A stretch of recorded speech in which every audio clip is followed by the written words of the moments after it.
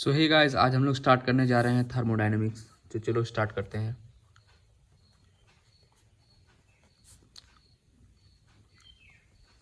Thermodynamics thermodynamics में सबसे पहले हम लोग बेसिक पढ़ लेते हैं। बेसिक में क्या क्या आता है। बेसिक में सबसे पहले स्टार्ट करते हैं ऑल प्रोसेस से। तो दोस्तों, इसमें 4 तरह के प्रोसेस होते हैं। 4 टाइप के प्रोसेस होते हैं। एक आइसोथर्मल होता है आइसोकोरिक, एक होता है आइसोबारिक, और अपना लास्ट होता है एडियाबैटिक। ठीक है, 4 टाइप के प्रोसेस हैं: आइसोथर्मल, आइसोकोरिक, आइसोबारिक, एडियाबैटिक। अब ये सब में देखो, आइसो का मतलब होता है सेम, थर्मल का मतलब होता है टेम्परेचर, सेम टेम्परेचर, आइसो मतलब सेम, कोरिक मतलब वॉल्यूम। इसको अपन आइसोमेट्रिक भी बोलते हैं, आइसोमेट्रिक। आइसो मतलब सेम, बारिक मतलब प्रेशर। ठीक है, एडियाबैटिक को बाद में देखेंगे। तो सबसे पहले यहाँ पे एक इक्वेशन याद रखना, PV = NRT। ये इक्वेशन बहुत काम का है। अब देखो यहाँ पे same temperature, same volume, same pressure, ये इक्वेशन NRT यहाँ लिख लो। इससे अपन कंपेयर करेंगे। ठीक है, तो यहाँ पे देखो टेम्परेचर सेम है, टेम्परेचर को काट दो। R और N, मोल और यूनिवर्सल गैस कांस्टेंट जो होता है कांस्टेंट होता है। सेम यहाँ पे भी N और R कांस्टेंट होता है, और यहाँ पे वॉल्यूम सेम है, तो इसको कैंसिल करो। यहाँ पे प्रेशर सेम है, इसको कैंसिल करो, RT कांस्टेंट हटा दो। तो फॉर्मूला बन के आएगा P1V1 = P2V2। इसको याद रखना। यहाँ पे फॉर्मूला बन के आएगा P1/T1 = P2/T2। इसको भी याद रखो। और यहाँ पे फॉर्मूला बन के आएगा, वॉल्यूम है ना, V1/T1 = V2/T2। ठीक है, अब देखो ऑल प्रोसेस में फर्स्ट था आइसोथर्मल, सेकंड था आइसोकोरिक, थर्ड था आइसोबारिक, फोर्थ था एडियाबैटिक। इसमें हम लोग ने सेम टेम्परेचर देखा, यहाँ पे है सेम वॉल्यूम, यहाँ पे है सेम प्रेशर। यहाँ से अपने को फॉर्मूला मिला P1V1/P2V2। यहाँ मिला P1/T1 = P2/T2, V1/T1/V2/T2। अब जो एडियाबैटिक है, एडियाबैटिक का क्या मतलब होता है? एडियाबैटिक का मतलब होता है एनी प्रोसेस जिसमें हीट एक्सचेंज, ऐसा प्रोसेस जिसमें हीट एक्सचेंज जो है वो जीरो आ जाए, मतलब नेट हीट जो है वो जीरो आ जाए। ठीक है, 4 टाइप के प्रोसेस देख लिए अपन ने, जो कि थर्मोडायनेमिक चैप्टर में आने वाले हैं। अब आगे नेक्स्ट अपना है टॉपिक हीट। हीट क्या होता है? हीट एक अपना एनर्जी है, थर्मल एनर्जी है, जो कि ट्रैवल करता है, मतलब फ्लो करता है from high temperature to low temperature. Suppose यहाँ पे 2 बीकर है, ठीक है, और ये कनेक्टेड है। यहाँ पे अपना टेम्परेचर 100 डिग्री सेल्सियस, यहाँ पे 50 डिग्री सेल्सियस। तो ये अपना इस तरह से ट्रैवल करेगा, हाई से लो जाएगा। ठीक होता है, ये होता है हीट। अब देखते हैं नेक्स्ट, वो है molar heat capacity. Molar heat capacity, molar heat capacity क्या होता है? ये होता है Q, यानी कि NCM/ΔT। सबसे पहले तो ये फॉर्मूला याद रख लो, इसके बाद मैं बताता हूँ। Q यानी heat, NCM/ΔT। Molar heat capacity का मतलब होता है एक मोल का टेम्परेचर, एक मोल का अगर टेम्परेचर अपन 1 डिग्री सेल्सियस से बढ़ाने में कितना हीट देना पड़ेगा, समझा? मतलब एक मोल में अगर 1 डिग्री सेल्सियस से टेम्परेचर अपन बढ़ाते हैं तो उसमें कितना हीट देना पड़ेगा, यही होता है मोलर हीट कैपेसिटी। ठीक है, अब नेक्स्ट आते हैं कैलोरीमीटर। कैलोरीमीटर तुम लोग को पता है क्या है? ये जो हीट है इसको मेजर कैसे करते हैं? हीट को मेजर कैसे करते हैं? हीट को मेजर करते हैं कैलोरीमीटर से। अब कैलोरीमीटर में क्या होता है, पहले वो छोड़ो, पहले बताता हूँ। 2 टाइप के होते हैं। एक होता है बॉम कैलोरीमीटर, बॉम छोड़ो, गंदा डाल। और एक होता है कॉफ़ी कप कैलोरी मीटर। एक होता है बॉम्ब कैलोरी मीटर, एक होता है कॉफ़ी कैलोरी मीटर। अब इसमें क्या होता है, बॉम्ब कैलोरी मीटर में वॉल्यूम कांस्टेंट होता है और यहाँ पे क्या होता है, प्रेशर कांस्टेंट होता है। बॉम्ब कैलोरी मीटर में वॉल्यूम कांस्टेंट होता है, कॉफ़ी कैलोरी मीटर में प्रेशर कांस्टेंट होता है। तो जो ये CM था, CM मोलर हीट कैपेसिटी, उसको अपन नया नाम देंगे CV। और यहाँ पे जो CM था इसको अपन नया नाम देंगे CP। ठीक है, तो CM और CP का जो मैंने अभी फॉर्मूला बताया था क्या था, NCM डेल्टा T। ठीक है, तो CM का नाम CV रख दिया और CM का नाम यहाँ पे CP रख दिया। अब ये CV को क्या बोलेंगे, इसको बोलेंगे molar heat capacity at constant volume, और इस CP को क्या बोलेंगे, molar heat capacity at constant pressure. ठीक है, और ये CM का नया नाम पड़ गया CV, CM यहाँ पे CM का नया नाम पड़ गया CP, और CV होता है molar heat capacity at constant volume, molar heat capacity at constant pressure. ठीक है, अब जो यहाँ पे हीट जो थी Q यानी हीट, इसका भी नाम नया नाम मिलेगा, वो होता है इंटरनल एनर्जी। और यहाँ पे जो हीट था इसका नाम क्या हो जाएगा, सबका नाम बदल रहे हैं तो इसका भी बदल देंगे, इसका नाम हो जाएगा एंथैल्पी। ठीक है, अब जो इंटरनल एनर्जी है इसको डेल्टा E से या फिर डेल्टा V से रिप्रेजेंट करेंगे, और जो यहाँ पे एंथैल्पी है इसको अपन डेल्टा H से रिप्रेजेंट करेंगे। ठीक है, अब ये पूरा एक बार फिर से देखते हैं, अब एक बार इसको फिर से देखते हैं यहाँ पे।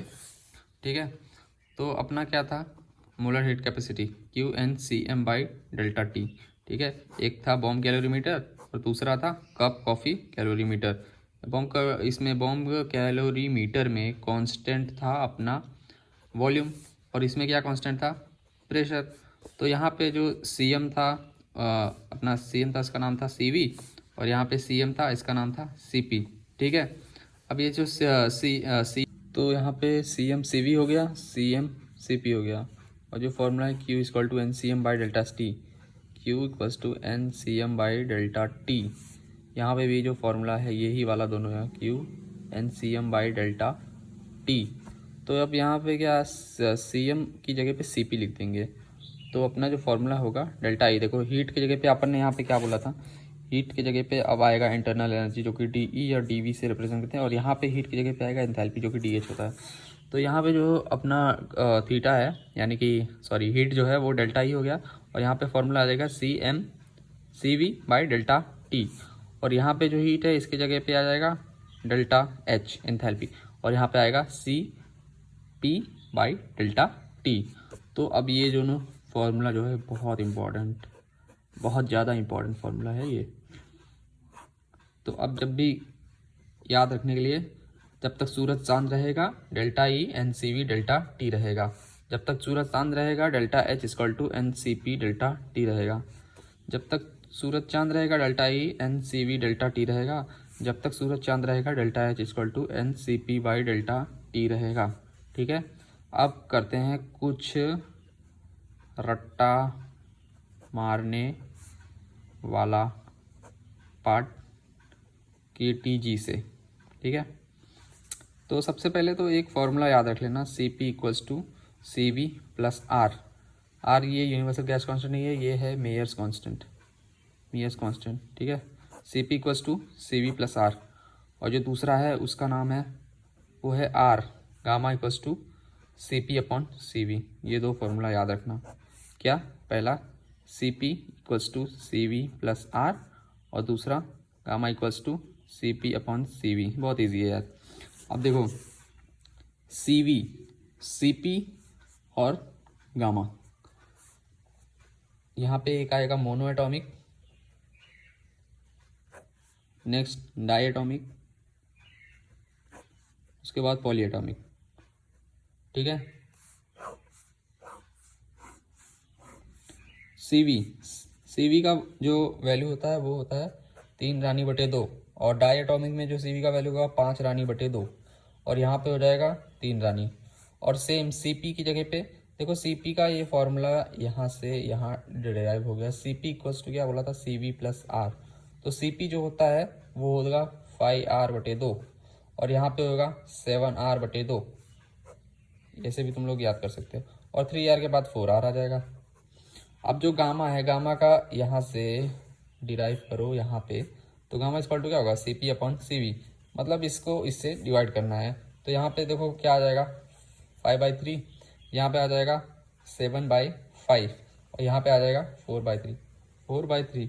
तो 5/3 का जो वैल्यू होगा वो होगा 1.6, 7/5 का वैल्यू होगा 1.4 और इसका वैल्यू होता है कितना होता है, 1.3 होता है। हाँ, तो ये जो पूरा टेबल है इसको अच्छे से याद कर लो। एक बार फिर से देखते हैं।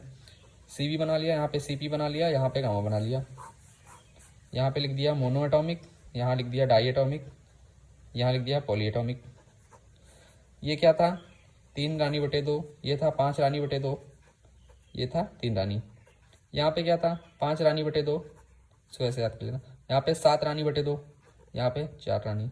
अब इसका इससे डिवाइड करना है, 5/3, 7/5 और ये 4/3। इसका वैल्यू 1.6, इसका वैल्यू 1.4, इसका वैल्यू 1.3। बहुत ईजी है, ये टेबल को याद रखना। अब देखिए इसके आगे के देखते हैं। अब देखो इसके आगे एक ही टेबल, एक ही चार्ट में पूरा थर्मोडायनेमिक्स कंप्लीट हो जाएगा।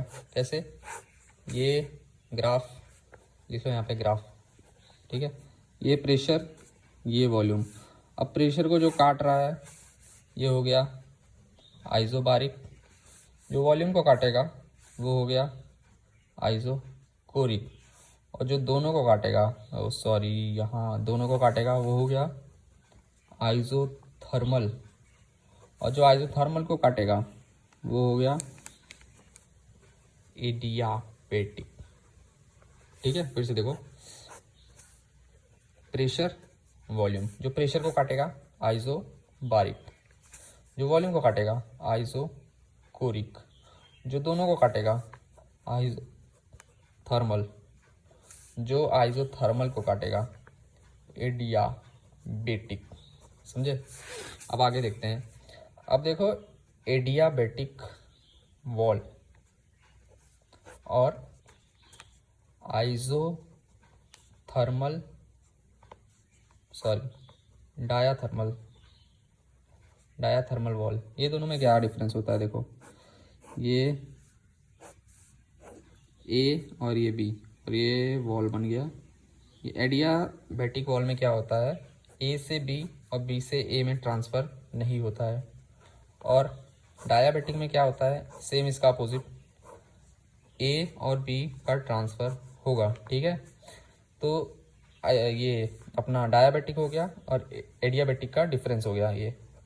ठीक है, हो गया डिफरेंस। अब देखो एक होता है सॉरी यार बार बार आइसो ही आ रहा है, ये हो गया थर्मल इक्विलिब्रियम। थर्मल इक्विलिब्रियम क्या होता है सबको पता है, दोनों जगह पे देखो, जैसे यहाँ पे 100 डिग्री सेल्सियस है, यहाँ पे 50 डिग्री सेल्सियस है, तो कुछ टाइम के बाद यहाँ भी 50 हो जाए, यहाँ भी 50 हो जाए, तो इस कंडीशन को बोलते हैं थर्मल इक्विलिब्रियम।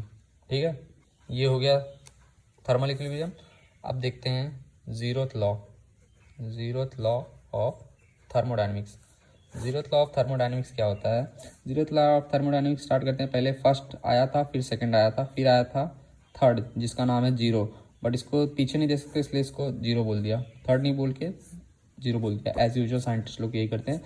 फिर देखो जीरोथ लॉ में क्या होता है, इसमें बेसिकली बोला यही गया है दैट, सॉरी ये वाला काट देना, ये ए है, ये बी है और ये सी है। तो अगर ए जो है वो if A is in thermal equilibrium with B and C, तो क्या होगा simultaneously then B and C, ये भी इसके साथ थर्मल इक्विलिब्रियम में होगा। समझेगी नहीं, फिर से बताता हूँ। देखो, if A is in thermal equilibrium with B and C, then simultaneously जो बी और सी है are also in thermal equilibrium. मतलब अगर ए जो है वो बी और सी के थर्मल इक्विलिब्रियम में है, तो बी और सी ये भी आपस में थर्मल इक्विलिब्रियम में होंगे। बस यही है इसका मतलब। ठीक है, अब इसके बाद देखते हैं बेसिक टर्म थर्मोडायनेमिक्स में। सबसे पहले आता है सिस्टम। सिस्टम, सिस्टम क्या होता है? सिस्टम मतलब कि सपोज ये एक बंदा है, बंदा मतलब तुम हो, जिस चीज़ की अपन स्टडी करते हैं, स्टडी, जिसकी स्टडी, वो होता है सिस्टम। सपोज यहाँ पे कोई खड़ा है, तुम उसकी स्टडी कर रहे हो, तो सिस्टम हो गया, ठीक है, ये होता है सिस्टम। और यहाँ पे जैसे डस्टबिन पड़ा है या कुछ और है या कोई एलिफेंट है, ठीक है, तो ये एलिफेंट, डस्टबिन, इसके लिए क्या हो गया? सराउंडिंग हो गया, सराउंडिंग। ये डस्टबिन, ये एलिफेंट सराउंडिंग हो गया। अब देखो बाउंड्री, बाउंड्री क्या होता है? बाउंड्री वही होता है जो सिस्टम को सराउंडिंग से सेपरेट करे, वो होता है बाउंड्री। अब देखते हैं यूनिवर्स। यूनिवर्स क्या होता है? यूनिवर्स तो बहुत ईजी है, सिस्टम प्लस सराउंडिंग, ये होता है यूनिवर्स। पहला सिस्टम जिसकी स्टडी करते हैं, दूसरा सराउंडिंग जो सिस्टम के मतलब अलावा जो चीज़ें होती है वो सराउंडिंग होती है। थर्ड बाउंड्री जो सिस्टम को सराउंडिंग से सेपरेट करे। और फोर्थ यूनिवर्स, इसमें सब कुछ आ जाता है, सिस्टम और सराउंडिंग दोनों आ जाता है। अब देखते हैं सिस्टम। सिस्टम, सिस्टम क्या होता है? सिस्टम बेसिकली 3 टाइप के होते हैं। एक होता है ओपन, एक क्लोज, एक होता है आइसोलेटेड। आइसोलेटेड ओपन में क्या होगा? सपोज एक ये है वेसल है, इसको अपन ने हीट किया, इसके अंदर लिक्विड था, यहाँ पे क्या होगा? हीट और मास दोनों पास हो जाएंगे, ठीक है, हीट और मास दोनों पास हो रहे हैं। सेम यहाँ पे वेसल है और इसको अपन ने किसी मतलब किसी चीज़ से ढक दिया, तो क्या होगा? यहाँ पे सिर्फ हीट जो है वो पास होगा, मास जो है वो पास नहीं होगा, ठीक है, बर्नर चालू करने पे। और ये आइसोलेटेड, आइसोलेटेड में क्या है? आइसोलेटेड सबको पता होगा, आइसोलेटेड में क्या होता है? ना ही मास ट्रांसफ़र होता है ना ही हीट ट्रांसफ़र होता है, दोनों भी नहीं होते। इसका एग्जांपल आ जाता है आइस इन थर्मस, और इसका एग्जांपल आ जाएगा फ्रिज। फ्रिज में क्या होता है? देखो फ्रिज के पीछे कभी हाथ लगाओ तो पीछे से गर्म होता है, मतलब हीट ट्रांसफर हो रही है, पर उसके अंदर जो भी रखा हुआ है, बॉटल रखा हुआ है पानी भर के या फिर एप्पल वगैरह जो भी रखा हुआ है, वो थोड़ी पास हो रहा है ना। और ये तो बेसिक इसका तो सबको पता ही है। अब देखो ऑल प्रोसेस, जो भी मैंने प्रोसेस बताया, adiabatic, isothermal, adiabatic, isothermal, isochoric, isobaric. एक काम करते हैं, इसको नेक्स्ट लेक्चर में देखते हैं।